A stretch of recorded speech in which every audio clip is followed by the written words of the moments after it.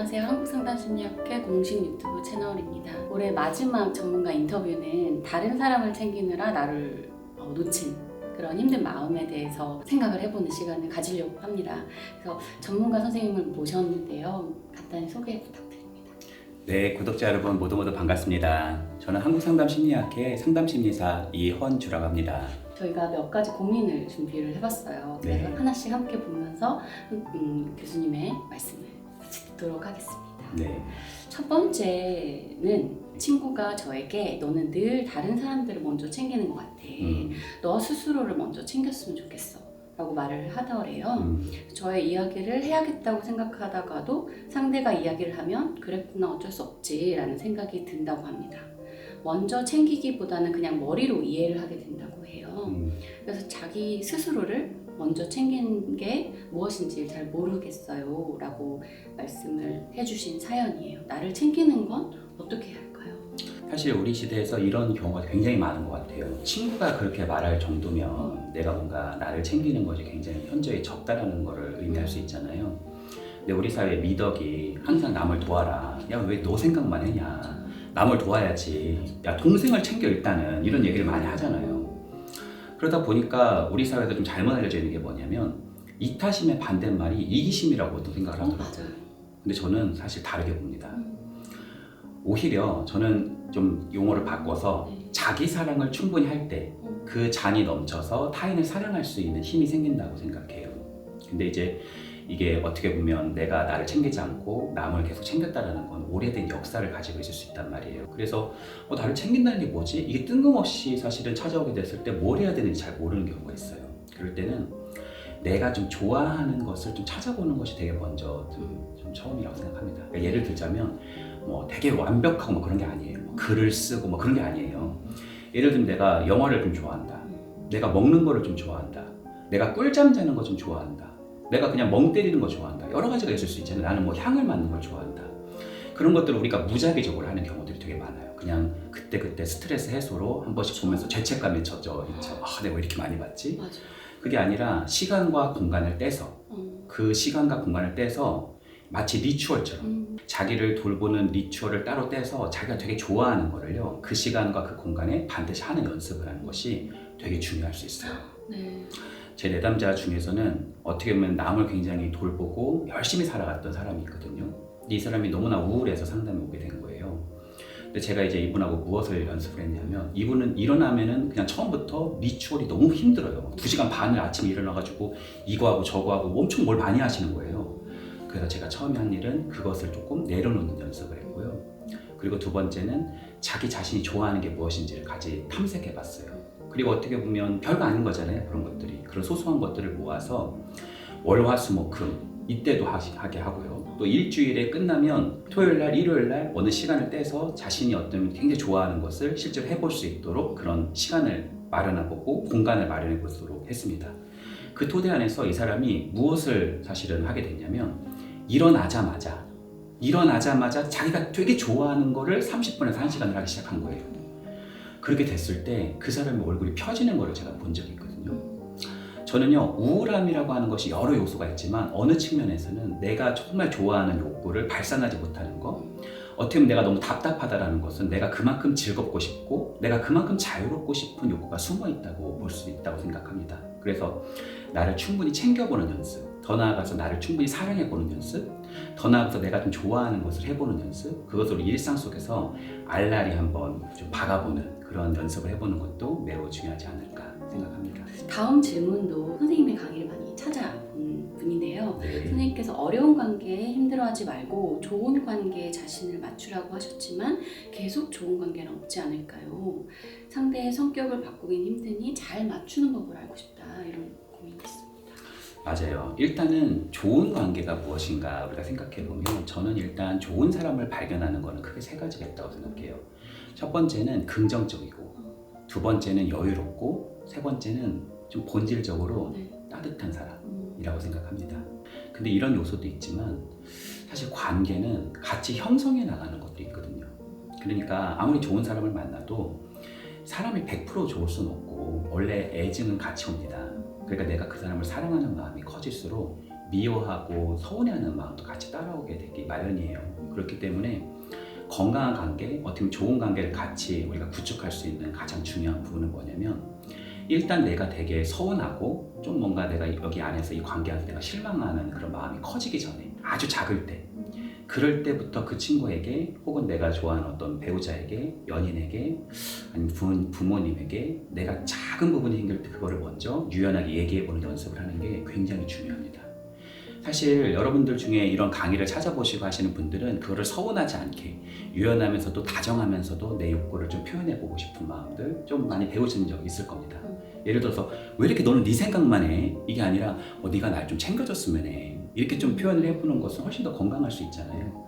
사실 당신이 들어왔는데 핸드폰만 보고 있어가지고 나 완전 무시받는 것 같았어. 그렇게 말하는 것보다는 당신 들어왔는데 핸드폰만 봐가지고 내가 조금 너무 외로웠어. 나 혼자 있는 듯한 느낌이었어. 이렇게 표현을 해보는 것은 진짜 해보면 좋을 것 같아요. 네네 훨씬 좀 나은 걸 수 있잖아요. 그러니까 작은 때는 훨씬 유연하게 얘기할 수 있거든요. 그래서 그런 거를 어떻게 보면 티키타카라고 하죠. 좋은 것도 같이 얘기하지만 약간의 우리 사이에서 어떤 서운함이 있다면 그런 걸 좀 표현할 수 있는 장을 마련해보는 연습. 소위 작은 것을 커지게 놔두지 말기.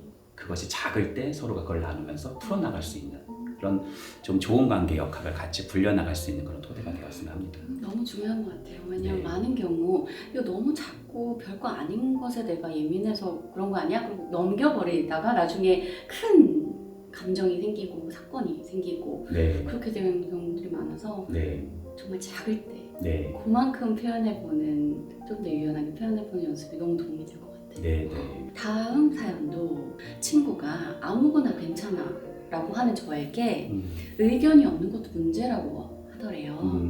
근데 저는 늘 뭐 먹을래, 뭐 마실래 라고 물을 때 정말 정확히 원하는 게 없어요. 좀 이상한가 싶어 여쭤봅니다. 아무거나 괜찮아에 대해서 선생님 생각은 어떠실까요? 일단은 그런 경우가 굉장히 많아요. 그리고 실제로 나는 그냥 음식 뭐 먹었는지 상관없고 어떻게 보면 그냥 난 뭘 마시는지 별로 상관이 없다. 그렇게 생각하는 사람이 의외로 많습니다. 그리고 그게 그렇게 중요하지 않다면 굳이 그거를 꼭 선택해서 뭐 꼭 해야 될 필요는 없다고 생각해요. 다만 그것이 계속 쌓이면 어떻게 보면 내가 먹을 건데 누군가가 계속 나한테 주고 또 내가 마실 건데 누군가가 그냥 나한테 그냥 주게 되고 난 그걸 마시게만 되면 그 타율성이 내 삶을 조금씩 스며들게 됩니다. 그랬을 때 그 작은 부분 그것도 별로 상관없었는데 그게 점차적으로 확대되기 시작하고 사실 그 타인은 내가 뭔가 항상 얘기할 때마다 아무거나라고 얘기하니까 그 친구는 항상 내가 그냥 뭘 해도 괜찮은 사람이구나 생각하면서 사실 내가 중요하게 생각하는 부분도 자기가 그냥 결정해버리는 경우가 생길 수 있어요. 이런 경우는 빈번하게 나타난다 말씀드릴 수 있어요. 그래서 내가 이렇게 만약 커피숍을 갔는데 아무거나 다 괜찮은 상황이에요. 만약에 내가 중국집에 갔는데 그냥 뭐 중국집은 중국집이지 뭐가 차이가 있겠어 이렇게 생각을 한다 하더라도 일단은 내가 랜덤으로 뭐 어느 것을 고를까 이렇게라도 하셔가지고 하나를 일단은 내가 고르는 연습을 해보셔야 됩니다. 내가 골라봐야 사실은 우리가 고기도 먹어본 사람이 잘 먹는다고 자꾸 골라봐야 그 작은 지점에서부터 조금 더 내 생활 세계를 내가 조금 더 주도권을 가지고 좀 더 내가 주체적으로 선택할 수 있는 힘이 생깁니다. 우리 구독자분들께서 나는 근데 이런 먹을 거에 대한 부분도 좀 있지만 전방위적으로 좀 내가 뭘 좋아하는지 모르겠고 내가 무슨 일을 해야 되는지도 모르겠고 내가 뭐 도대체 어떤 성향의 사람인지도 모르겠고 이런 사람들이 꽤 있어요. 근데 이게 찾기가 되게 쉬울 것 같은데 그렇지 않은 경우가 있거든요. 그렇다면 우리 상담심리사 분과 이런 부분을 찾을 수 있는 그런 토대가 있습니다. 그래서 그런 시간을 좀 짧게라도 가지시면서 그런 나의 욕구라든지 내가 정말 좋아하는 어떤 열망이라든지 나의 본연의 어떤 가치라든지 그런 것들을 구축할 수 있는 힘을 갖는 것도 저는 매우 좋은 하나의 방법이라고 생각합니다. 벌써 마지막 질문인데요. 네. 이번엔 거리 조절에 대한 사연이에요. 네. 관계에서는 건강한 거리를 조절할 줄 알아야 한다는 말을 많이 들었는데 정작 어떻게 해야 하는지 모르겠습니다. 누군가는 저에게 너무 붙는 것 같고 저는 친해지려고 하는데 누군가는 저에게 너무 거리를 두는 것 같아요. 거리 조절에 대한 교수님의 팁을 부탁드립니다. 일단 관계는 조율이 필요합니다. 왜 그 아바타라는 영화를 보면은 I see you라고 하는 그런 명대사가 있어요. 네. 근데 이게 너무 멀면은 안 보이잖아요. 나는 당신을 봅니다. 그 뜻이잖아요. 너무 멀리 있으면 안 보여요, 상대방이. 그런데 너무 가까이 있다. 그래도 안 보이거든요. 그러니까 I see you라고 하는 건 적당한 거리 안에서만 사실은 형성될 수 있는 말이라 이렇게 말씀드릴 수도 있겠죠. 관계가 너무 멀어지면 차가워요, 그 관계가. 그렇죠? 근데 우리 관계가 너무 밀착돼 있으면 너무 뜨겁습니다. 막 답답해요. 막 빨리 집에 가고 싶어요. 사실 아무리 좋은 관계도 너무 가까이 붙으면 부담되고요. 또 멀어지면 서운해요. 그래서 이 토대는 서로가 조율하는 것이 되게 중요할 수 있어요. 이걸 어떻게 조율을 하느냐라고 우리가 생각해 볼 수 있는데, 첫 번째는 관계의 빈도를 한번 살펴보시면 좋아요. 내가 카톡이든지 내가 전화라든지 내가 맨날 연락을 해요. 내가 문자를 뭐 5개 보내면 얘는 하나 보냅니다. 그러면 이런 경우는 어떻게 보면 내가 지금 너무 붙어 있다는 거죠. 그렇죠? 그럼 상대방은 이게 좋은 관계여도 내가 너무 붙어 있으면 약간 부담되거나 아니면 그냥 이 사람은 어련히 연락하겠지 하고 항상 수동적인 방식으로 취할 수 있어요. 맞아요. 그럴 때는 요 자체를 조금 조율해 보는 거예요. 얘는 연락을 안 한다 먼저. 그러면 이렇게 하는 겁니다. 전화를 그냥 먼저 한다기보다는 문자를 주셔가지고 너 괜찮을 때 한번 연락 한번 줘. 이 친구가 나한테 먼저 연락할 수 있게끔, 괜찮은 시간에 연락할 수 있게끔. 그러니까 연락이 안 되는데 막 바쁘다 그러는데 계속 다다다다 이렇게 연락하시기보다는 이 친구도 한번 연락하고 나도 한번 연락해보고, 그래서 이 핑퐁을 할 수 있게끔. 그리고 사람마다 관계의 욕구의 그릇이 다 다르거든요. 그러니까 그 친구는 관계 욕구가 되게 큰 사람일 수도 있고 관계 욕구가 되게 작은 사람일 수 있어요. 관계 욕구가 작은 사람은 내가 관계를 자꾸 이렇게 퍼부으면 굉장히 그것 때문에 부담스러워하고 오히려 막 떠나고 싶은 마음이 클 수도 있거든요. 그래서 너무 차갑지도 않고 너무 뜨겁지도 않게 그러한 빈도의 수를 조금은 조절해 보는 것. 또 하나의 측면은 깊이의 측면에서, 아까 이제 관계 빈도는 양적 측면으로 한다면 이거는 이제 깊이의 측면, 소위 질적 측면에서 내가 그 친구한테 뭔가 속마음을 꺼낼 때요, 너무 깊은 걸 꺼내지 않는 거예요. 약간의 속마음을 꺼내보는 겁니다.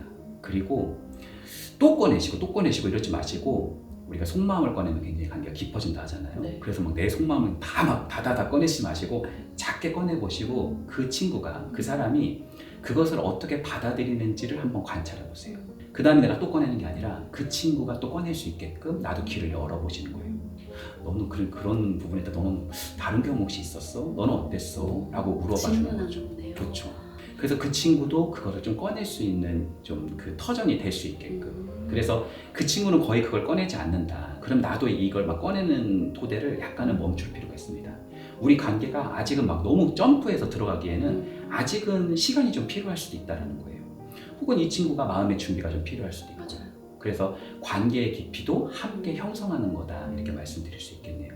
그래서 관계는 항상 조율이 필요하다. 이거는 친구 관계뿐만 아니라 배우자의 관계뿐만 아니라 연인 관계뿐만 아니라 부모 자녀 간에도 마찬가지입니다. 그러니까 가장 가까운 관계에도 조율이 필요하다는 거. 그러니까 어떻게 보면 따로 또 가치라고 하죠. 내가 조금 따로 있을 수도 있고 이 사람과도 교집합을 형성할 수 있는 그런 토대. 그 토대 안에서 건강한 관계가 가능하지 않을까 생각합니다. 네, 마지막으로 혹시 전하고 싶은 말씀이 있다면 한 말씀 부탁드립니다. 네, 나를 챙기는 것도 반드시 연습이 필요합니다. 나를 사랑하고 나를 아끼고 나를 챙기는 것은 나에게도 도움이 되지만 내 주변 사람에게도 사실 되게 도움이 될 수 있거든요. 그래서 내 일상 속에서 반드시 시간을 내셔서 나를 좀 챙겨보는 습관, 나를 돌보는 습관, 나를 사랑하는 습관을 좀 가져보시길 바랍니다. 내가 상대에게 내 속마음을 얼마큼 꺼내느냐도 중요할 수 있겠지만 더 관계의 본질은 이 꺼낸 것을 가지고 함께 교감하는 과정. 내가 무엇인가를 꺼내고 그 사람이 그것에 대해서 같이 아파하거나 같이 좋아하는 그 모습에, 그 과정에 머무는 그 과정 자체가 관계의 맛일 수 있다. 관계의 가장 중요한 본질일 수 있다라고 하는 부분을 말씀드리고 싶습니다. 관계의 본질에 대해서 생각을 하게 되네요. 네, 오늘 너무 좋은 말씀 해주셔서 감사합니다. 네, 초대해 주셔서 감사해요.